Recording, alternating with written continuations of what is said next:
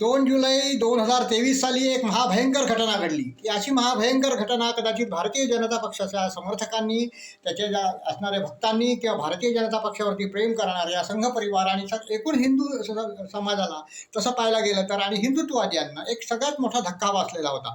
म्हणजे असं झालेलं असं होतं की शिंदे सरकार जे होतं ते फडणवीस आणि शिंदे एकजुटीने आणि एकदिलाने काम करत होते. सर्व योजना कार्यान्वित करण्याचा प्रयत्न करत होते आणि दिवसाचे 16-17 तास काम करणारे दोघं जण मुख्यमंत्री आणि उपमुख्यमंत्री असल्या कारणानं शासनाचा गाडा व्यवस्थितपणे अगदी जनतेच्या दारीपर्यंत जाऊन पोहोचलेला होता. तोच ही भयंकर घटना घडवण्यात आली की काय अदृश्य शक्तीने ती घडवली की अचानकच अजित पवारांचा समावेश झाला. अजित पवारांच्या बरोबर नवरत्न जी होती त्यांची ती सगळी समाविष्ट करण्यात आली मंत्रिमंडळामध्ये आणि एक मोठा धक्का भारतीय जनता पक्षाच्या समर्थकांना बसला. हे सगळं व्यवस्थित चाललं असं नाही, करून घ्यायची गरज काय, असाच प्रश्न विचारायला लागला.